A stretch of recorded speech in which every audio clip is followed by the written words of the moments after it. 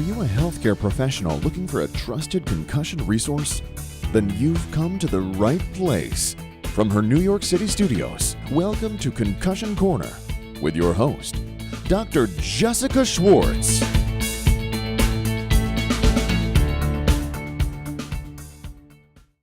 Welcome to the Concussion Corner podcast. My name is Dr. Jessica Schwartz, and welcome back.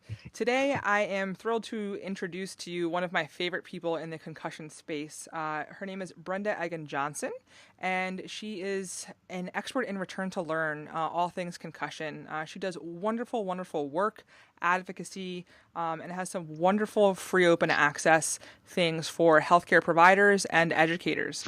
So we'll make sure to get all of those links to you in our show notes after this podcast is done. I'd like to introduce her formally. Brenda Eagan-Johnson is a national authority on educational aspects of all severities of acquired brain injury with over 20 years of experience. She is the state program coordinator for Pennsylvania's Child and Adolescent Brain Injury School re-entry consulting program called Brain Steps, which is currently funded by the Pennsylvania Department of Education and Health. Brain Steps is a nationally recognized model that has been in existence since 2007, and she has also done work with the Center for Disease Control, the CDC, conducting an evaluability study on brain steps in 2017. Additionally, the Centers for Disease Control, or the CDC, conducted an evaluability study on brain steps in 2017. The Colorado Department of Education adopted Brain Steps model in 2016, and for the past decade, Brenda has focused on brain injury educational program development, implementation, consultation, and training for approximately 300 educational consultants serving on 30 Brain Steps educational teams across the state of Pennsylvania. She received her master's degree in the educational aspects of pediatric TBI from George Washington University, where she now serves as an adjunct professor in the Graduate School for Education and Human Development. She is presently finishing a doctoral program at Johns Hopkins University, focusing on educational leadership, specializing in mind, brain, and teaching. So appropriate. Brenda is a certified brain injury specialist and serves on 3 national brain injury advisory boards. She helped create and is actively involved with the National Collaborative on Children's Brain Injury, or NCCBI, and Brenda is publishes focusing on pediatric TBI in education, including building state infrastructure to support students, school staff training, and educational legal safeguards. Brenda regularly presents at the state, national, international levels and has received multiple state and national awards for her work with brain injury. I can go on for days, but we'll make sure to include all of the above in our future conversations. Brenda, welcome to the Concussion Corner podcast. Hi, Jess. I'm very excited to be here. Oh, I'm happy to have you as well. And I know that you're going to offer our listeners so much high yield and valuable information in 30 minutes. So I hope everyone had their caffeine this morning. Yes.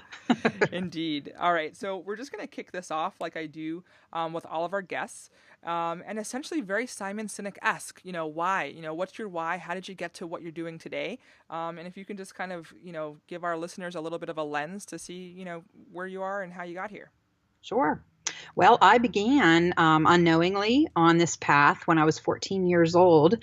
My brother sustained a severe traumatic brain injury when he was hit by a car while he was riding his bike, and that was 30 years ago. Mm-hmm. So I went through it as a sibling. I saw what my parents went through. I saw what my brother went through when he missed a year of school, when he didn't just have a brain injury, he had lots of broken bones. So watching and hearing and seeing and experiencing all of what everyone was going through. And then he came back to school, and the school really didn't know what to do with him because he looked completely back to normal, but he was nowhere near the kid he was before he was hit by a car. Mm-hmm.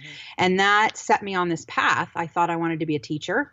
So I went to school, elementary ed and special ed, where my was what I got my degree in my undergrad. And then I found out George Washington had a master's program for educators, specifically to teach them how to essentially set up programs for students who've had brain injuries, acquired brain injuries, to ensure that they're receiving appropriate educations. And so I became a special ed teacher in Fairfax, Virginia, went to George Washington, and that's how I essentially began in this field.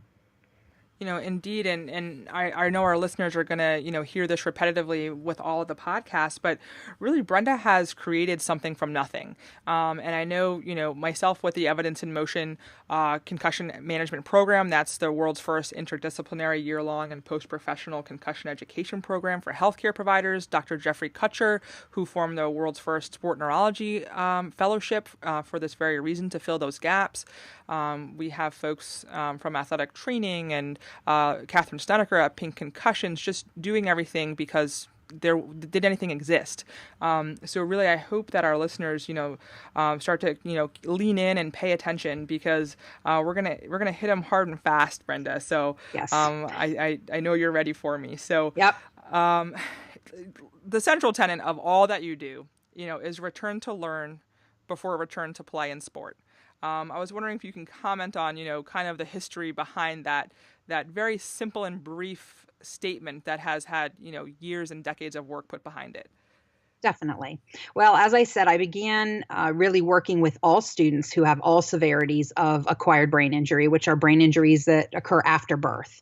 And the great majority of students that we were seeing were students that had concussions and were not recovering in what was supposed to be a typical trajectory. So the more we started to evolve in our program here, working with these students over the past 11 years, the more we began to see trends and patterns emerging that, a lot of these students who were being referred to our program for educational help were in fact students who had more considered mild traumatic brain injuries. Mm-hmm.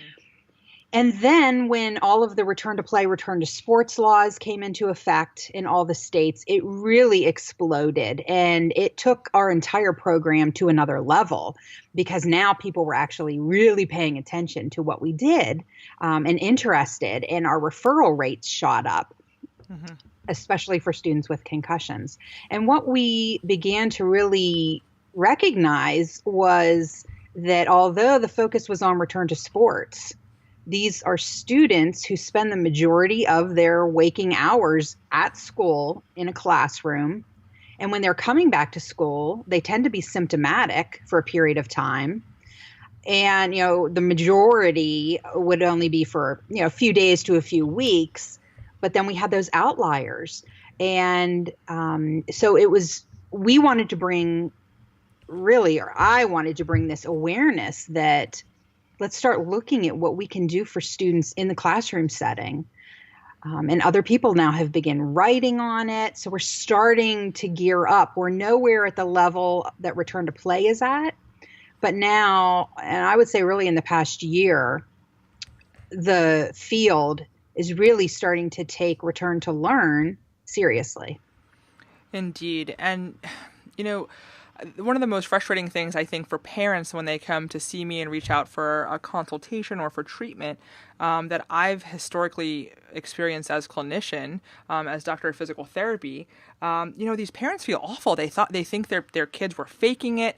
Really until 5-10 years ago, we, really didn't have a decent grasp. We're still getting a grasp on this injury from a healthcare standpoint, but we really didn't really know a lot about the vestibular component, the ocular motor component, even the cervical spine involvement, and how, these kids, youth age people, or patients, can take longer than 30 days on average to even, get some kind of baseline recovery, let alone the ones that, have persistent symptoms. So these parents were like, well, they forget what they're doing. They think they're lazy, or they feel like they're going crazy. And I always say that, as a brain injury survivor myself, and a clinician, I say folks don't have the subjective language to express the what and how they're feeling when they have a brain injury. So it really takes a skilled person to understand what's happening on many different aspects. And the return to learn is such a big portion of this, because our student athletes are student first. So really, wonderful work that you do. Well, thank you. And, return to play, there are consequences if a student returns to play too soon, that could be life altering or detrimental. And with return to learn, excuse me, if a student returns to school and has no academic accommodations in place, based on what we know today, there's no research that says a student will endure permanent brain damage. Right. However, there is some research now that's showing if a student is academically supported, when they return to school, they should recover more quickly. It should help speed the recovery process. And that bit of research by Brown and others, it was in the Journal of Pediatrics, I think in 2014. That piece of literature is really supporting everything that's going on right now in the return to learn field, because there's a paucity of research available right now.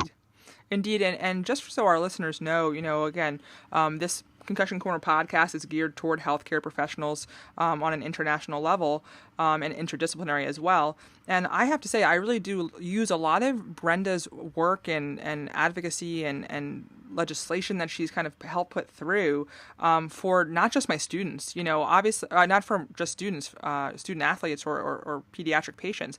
I actually use it with return to work as well for the adult populations.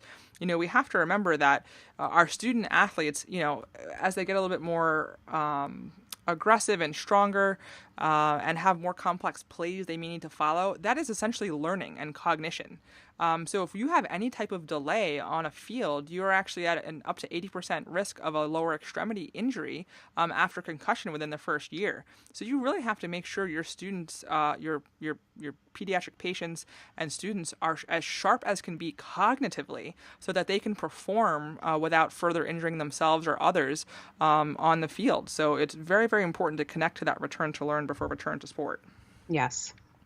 And also not to confuse, I don't know if you're seeing this now, Brenda, as this kind of saying is kind of catching on more in the mainstream public, but we have to remind our listeners that return to play and return to activity are two different things. I don't know if you're seeing this on your end, as you speak all over the world, but folks are thinking that return to learn before return to play means no movement and cocooning, in a dark room yes. with those sunglasses and the whole thing. Low load cardiovascular activity. Return to activity is okay. Supervised, skilled activity. Get these folks moving. Working up to their symptom threshold. Even a little bit of through with a skilled provider like a physical therapist or rehab professional. But again, return to activity and return to play are two different things. We want to make sure that we aren't contributing to the childhood obesity epidemic that we have going on, right. With concussion. So anyway, yes, and I always tell teachers and students that essentially in the beginning, you want the student not to do something in school that's going to provoke their symptoms. I tell students, when you feel a symptom, that is your brain's way of telling you to back off. You're overdoing it a little bit too much right now. But see, it's very important that we teach people to think about concussion in two phases. So when someone brings me a concussion case, I immediately want to know, how many weeks post concussion is this student? Because the way that we manage return to learn is very different. The initial 4 to 6 weeks. And then post initial 4 to 6 weeks, because we really don't want to push too much in the beginning. We want to, support the student just enough, scaffold things for the student just enough so that they are learning in school, able to remain in school and not at home, and also able to continue with their accumulation of learning during the recovery process. Once a student starts to emerge from that 4 to 6 weeks, if they're still experiencing symptoms, we then, small increases in symptoms are not bad during the school day. It's those large spikes in symptom number or severity that could be counterproductive. So, and an example of this would be if a student, say we have a student who is taking advanced placement coursework. I do not like to come into a case and see that 6 months post-concussion, this student is on 75% workload reduction. That is not fair to anybody. That's not fair to the student. That's not fair to the other students. So really knowing how and when to manage a student with a concussion the right way is key. Indeed. And that's such a good point. And, Grant Iverson and Noah Silverberg just published something in the last 1 to 2 months. And the paper was called Cognophobia. And I thought it was I've not heard that term before, and it was perfect. And it's no different than what we're seeing from the rehab aspect of it, physically, whether it's a vestibular system, ocular motor system, post-traumatic headache or migraine. We can list it all, but it's no different if these kids say, and our patients say, well, I thought too hard and I got a headache.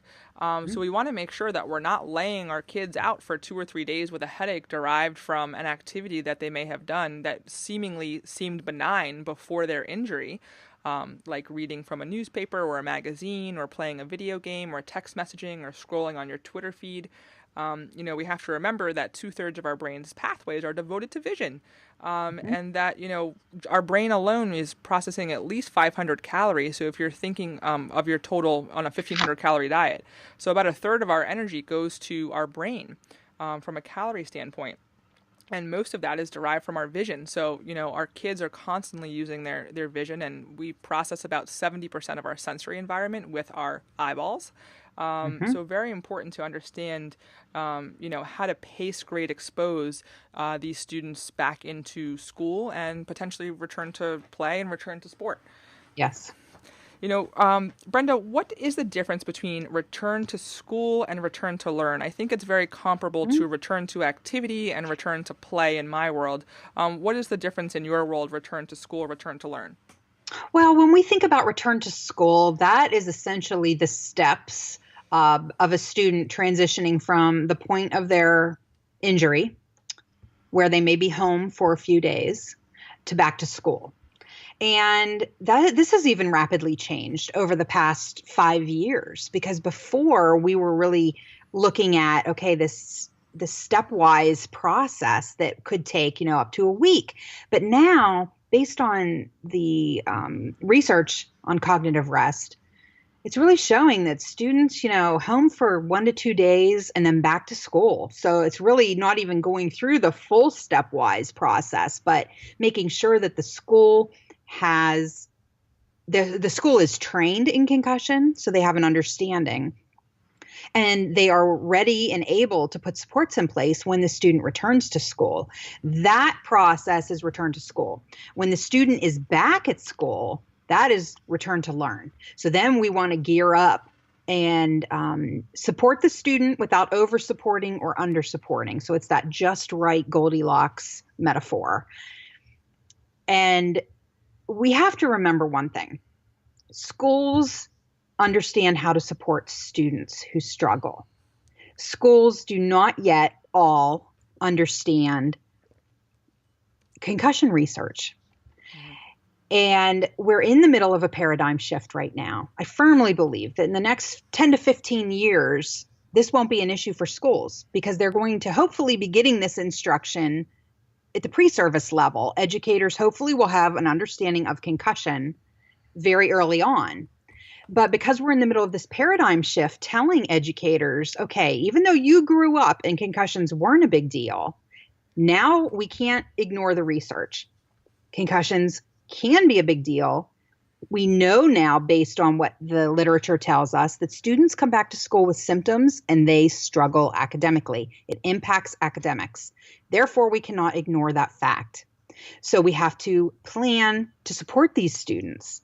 So really, we just need to provide schools with the concussion return to learn information, because they have systems of support already in place that these students will fit into very nicely. Mm-hmm. A lot of schools use the old RTI, RTII, MTSS. There's all these different acronyms for what schools and school personnel, they understand those acronyms, and they are essentially tiers of supports for students who struggle, regardless of what their medical disability is, or their medical diagnosis, I should say.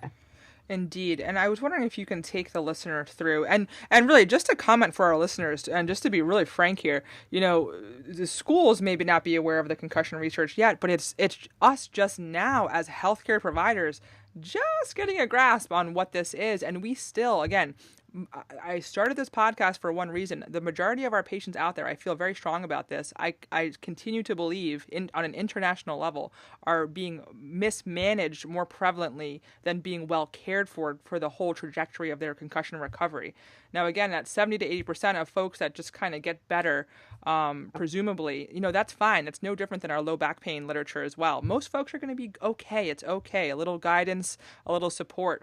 But that 20 to 30% of folks that will have life-altering trajectories of their life, get flipped upside down. People are losing homes, spouses, children, custody, jobs, you name it. Concussion is an injury of loss, and it's an injury of loss of I am, all of your aspects of self.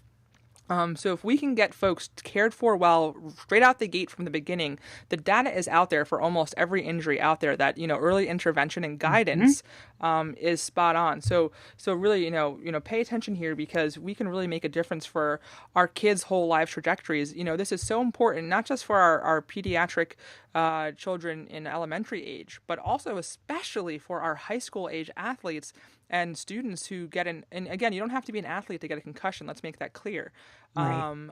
But, from the standpoint of, wow, my kid's, preparing for the SAT, this is potentially their life trajectory gets chosen, when they're in that 15 to 16-year-old age prepping for all of these things for future life planning. Right. So really so important to have someone like Brenda Eagan-Johnson and Karen McAvoy and Brain Steps and Get Schooled on Concussions. The work that they do is so important for really the trajectory of, our children's futures. Well, thank you so much. Yeah. And, while you were talking, it triggered something in me that I wanted to just mention, and that is that it's very telling because as we talk about the medical world and how medical rehab is just really getting a hold of this.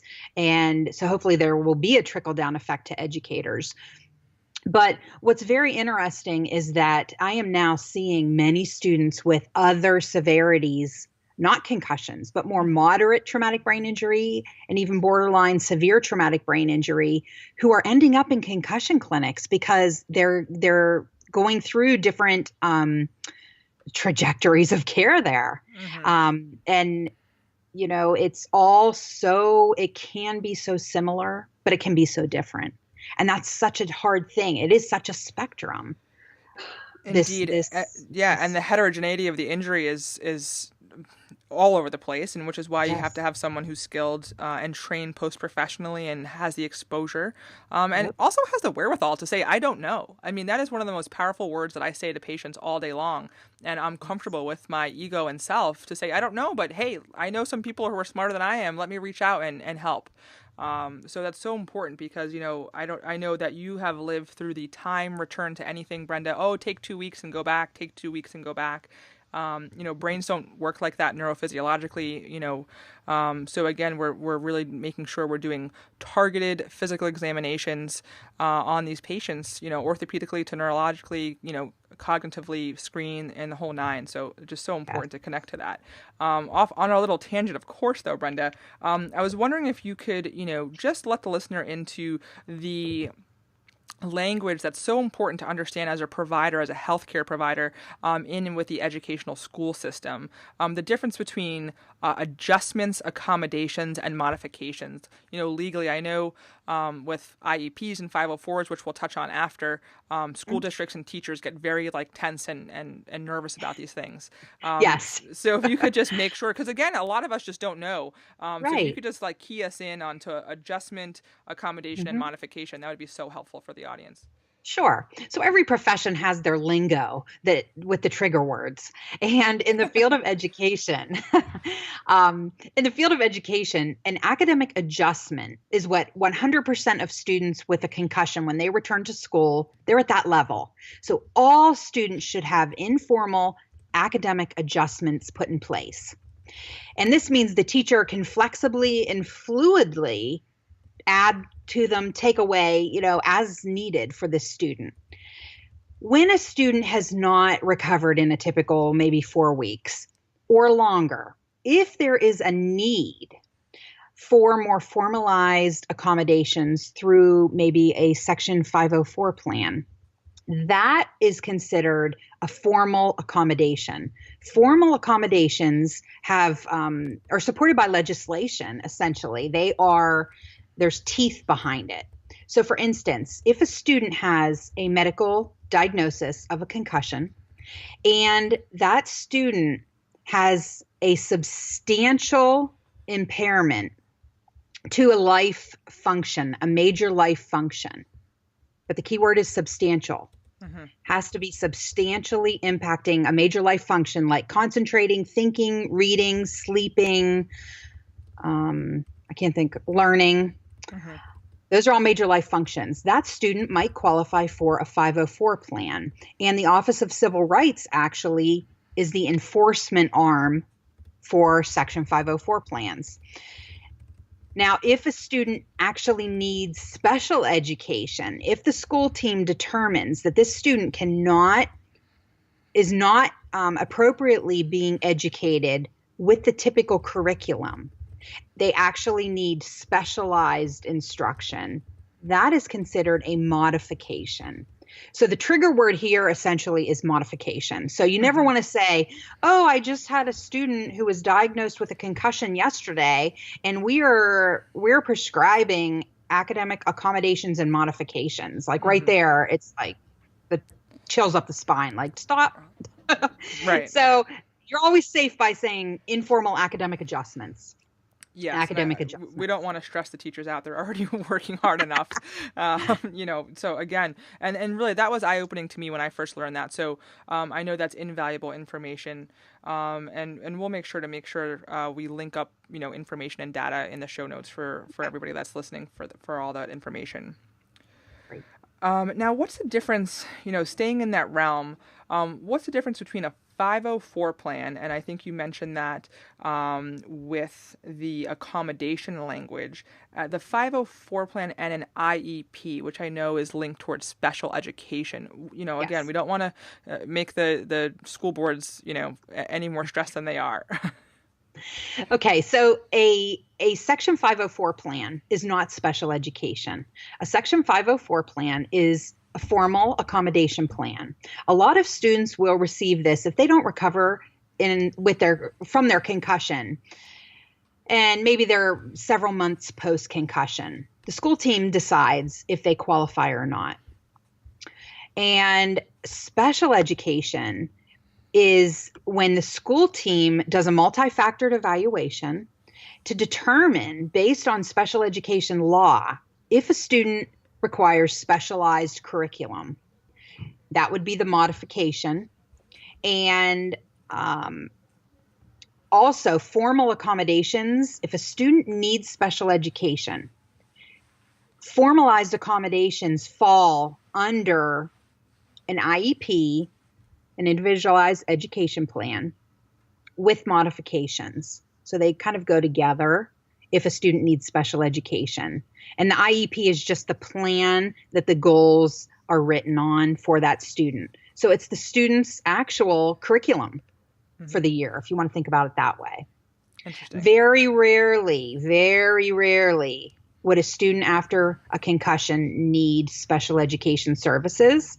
I, in all my years, have never seen a student with only one concussion in their history. I've never seen a student need special education after one concussion.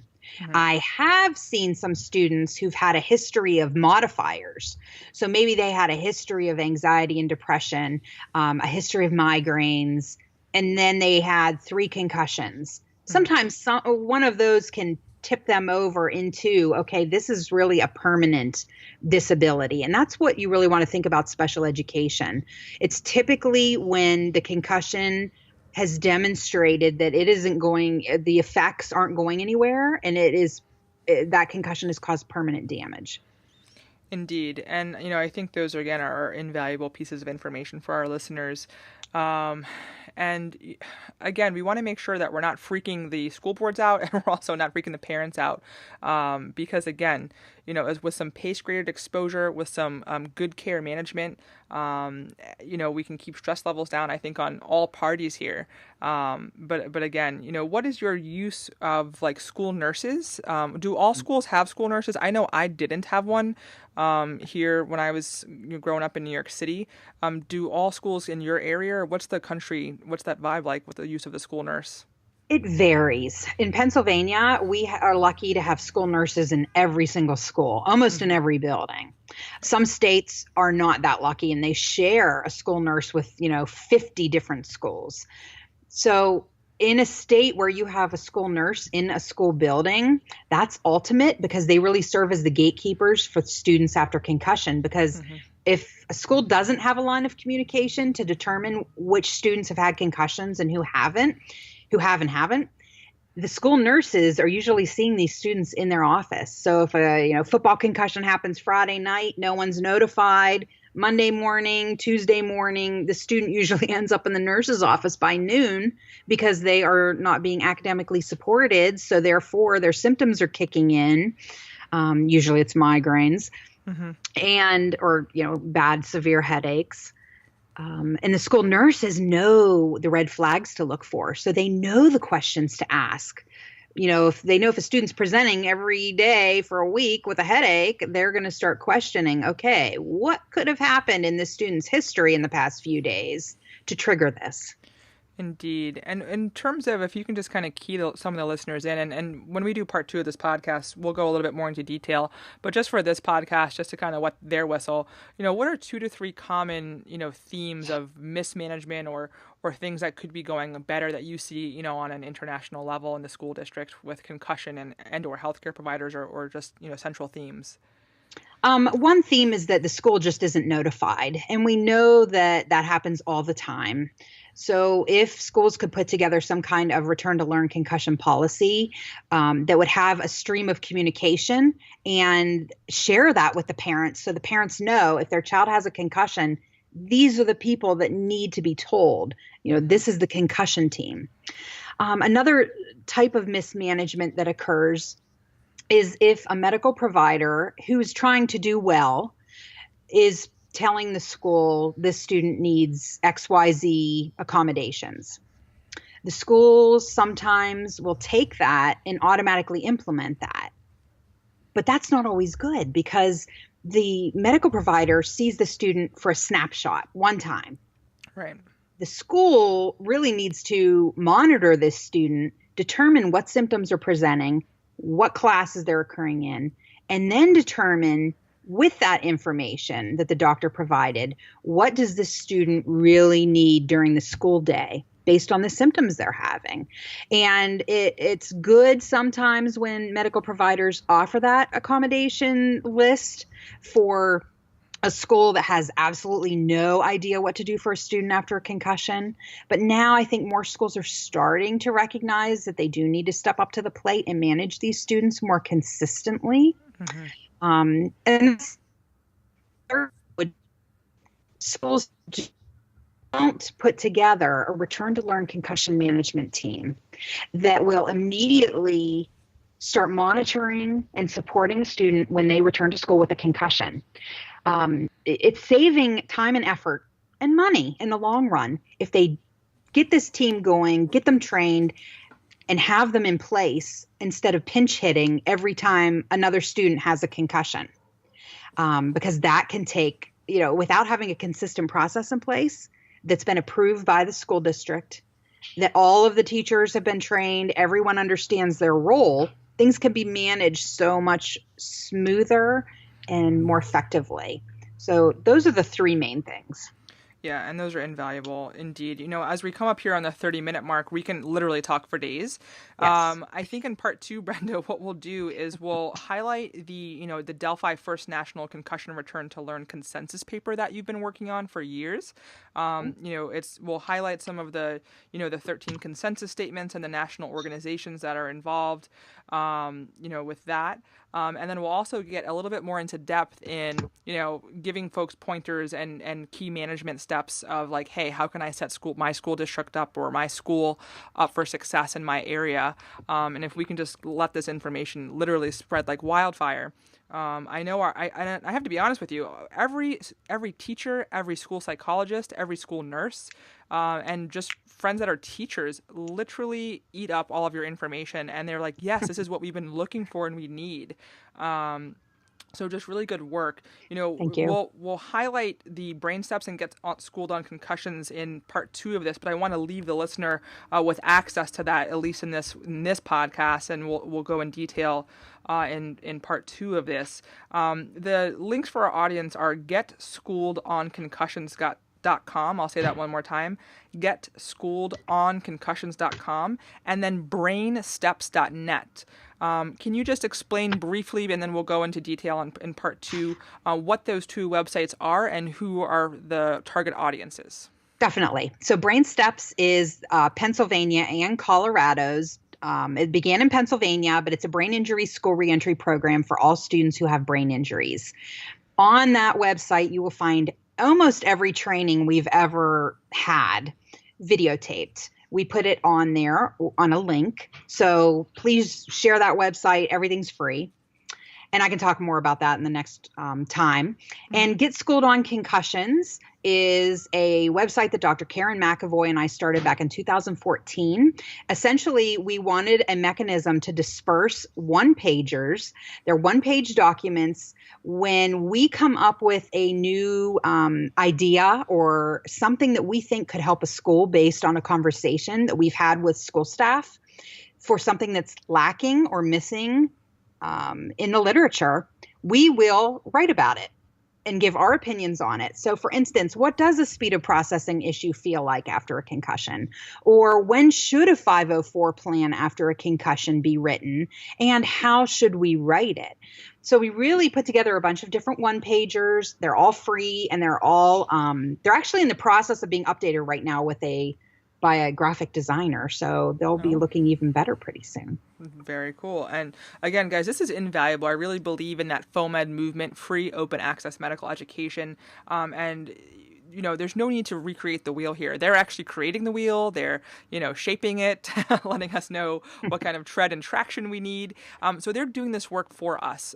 So really, I really encourage you to go visit those 2 websites, and we will, in part 2 of this podcast, go into a greater detail on those things as well. Well, Brenda, what's the best way for folks to reach out to you? I know that you're on Twitter and you have your email and your websites. What's the best way for folks to reach out?